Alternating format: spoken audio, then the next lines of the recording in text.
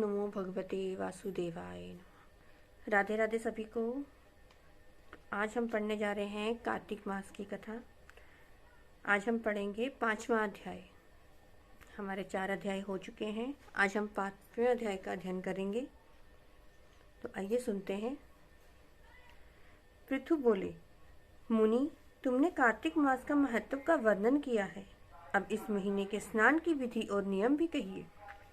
नारद जी बोले, हे राजन, तुम विष्णु के अंश से उत्पन्न हो, तुमसे कोई बात छिपी नहीं है, तथापि नियमों का वर्णन करता हूँ। अश्विन मास में शुक्ल पक्ष की एकादशी से सावधान होकर कार्तिक व्रत के आरंभ करें। एक पहरात्रि शेष रहे तब प्रतिदिन उठे और जल पात्र को लेकर ग्राम से बाहर जाएं।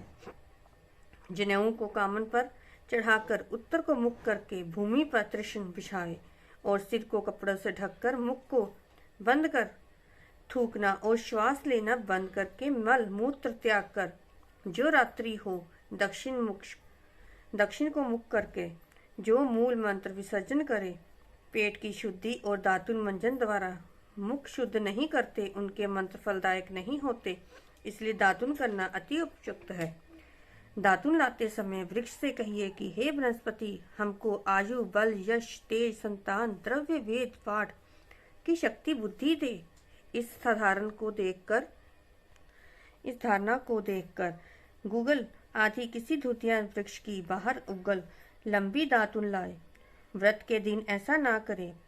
प्रतिवता, षष्ठी, अमावस्या, नवमी तिथियों और रविवार तथा चंद्र ग्रहण के समय इस दातुन का उपयोग ना करें। कटेहरी, संभाल, कपाल, पीपल, वट, अरंड और गंधहीन वृक्षों की दातुन ना करें। तदनंतर स्नान करके विष्णु और शिव के मंदिर में प्रसन्नता पूर्वक विधि पूर्वक अर्घ्य, गंध, पुष्प, तांबूल फल अर्पण करें। वहां भगवान की मंत्राधिक से स्तुति करें, नमस्कार करें, भजन गावें। देवालय में भजन कीर्तन करने वाले विष्णु सब रूप होते हैं। जैसे सतयुग में तप, यज्ञ, दान आदि भगवान को तुष्टि करने वाले हैं, वैसे ही कलयुग में भक्ति पूर्वक भजन कीर्तन मोक्ष देने वाले होते हैं। नारद जी बोले, सिरस धूतरा कटेर, मल्लिका सेमर, आक कनेर के फूल तथा आष्टोम से विष्णु की पूजा नहीं होती। जयकुंद, सिरसा, चमेली, मालती, केतकी आदि के फूलों से सूर्य की लक्ष्मी के चाहने वालों को करना चाहिए, उचित नहीं है। यथा योग्य विधि से ही देवताओं की पूजा करें। भगवान से क्षमा प्रार्थना करें कि हे सुरेश, हे देव, मैंने मंत्रहीन भक्ति की है, क्रियाहीन पूजा की है, वह परिपूर्ण होवे। फिर प्रदक्षिणा करके दंडवत करे, फिर क्षमा प्रार्थना करके गान करके समाप्त करे। जो कार्तिक मास की कार्तिक रात्रि में विधि पूर्वक विष्णु और शिव की पूजा करते हैं, वे अपने पूर्वजों सहित निष्पाक वैकुंठ को जाते हैं। जो इस दिन व्रत करके कार्तिक मास में तुलसी की सेवा करते हैं, उनके तथा उनके पूर्वजनों के अनेक दुखों को नष्ट करके सबको स्वर्गलोक में स्थान प्राप्त होता है। तो ये थी हमारे 5वें अध्याय की कथा। तो इसी के साथ हम आपको एक कहानी भी सुनाएंगे। तो आइए कहानी भी शुरू करते हैं। सोमवार की कहानी।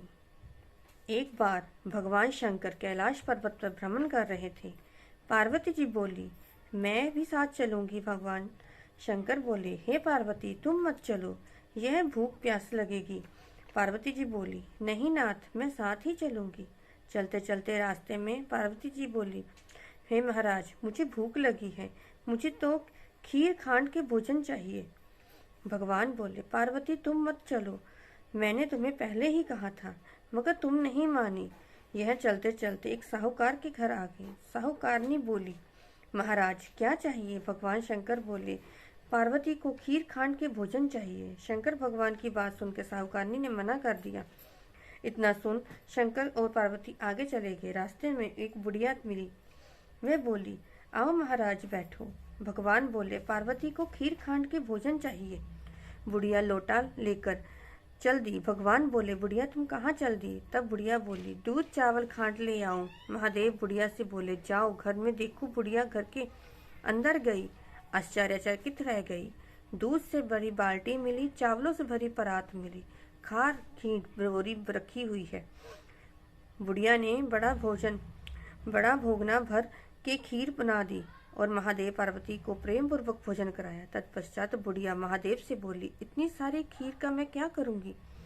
मेरे तो परिवार में कोई नहीं है। महादेव जी बोले, तुम आंख बंद कर लो। बुढ़िया ने आंख बंद कर ली। उसने जब आंख खोली, उसकी कुटिया झोंपड़ी के महल बन गया था।